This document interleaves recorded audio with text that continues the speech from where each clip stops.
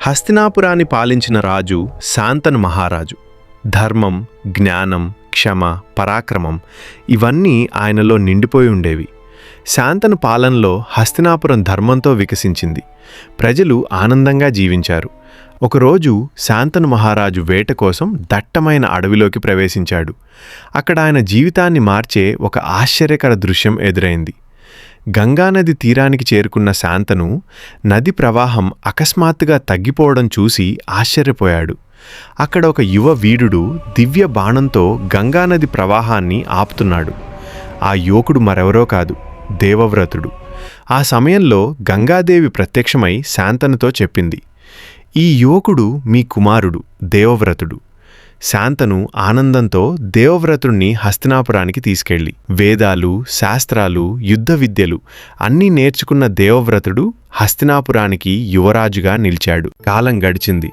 యమునా నది తీరంలో ఒక సాధారణ మత్స్యకార యువతి పడవ నడుపుతోంది. ఆమె పేరు సత్యవతి. ఆమె చుట్టూ పరిమళించే దివ్య సువాసన ఆమె అందం చూసిన వారిని మంత్రముగ్ధులను చేస్తుంది.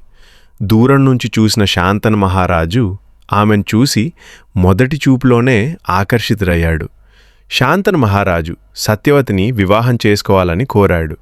కాని ఆమె తండ్రి ఒక కఠినమైన షరతు పెట్టాడు.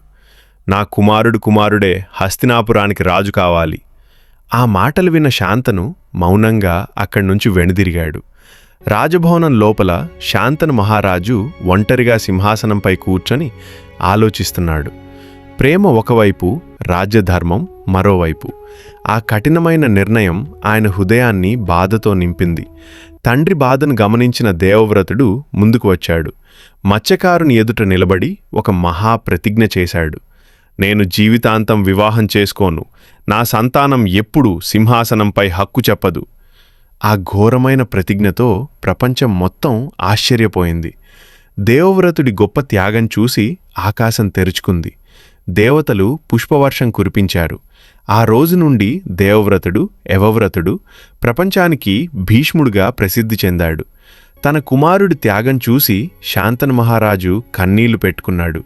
ఆయన భీష్ముడికి ఒక దివ్య వరమిచ్చాడు. "నీకు నచ్చినప్పుడు మాత్రమే మరణం వస్తుంది."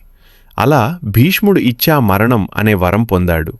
ఇప్పుడు ఇచ్చా మరణం అనే దివ్య వరంతో అమరుడయ్యాడు.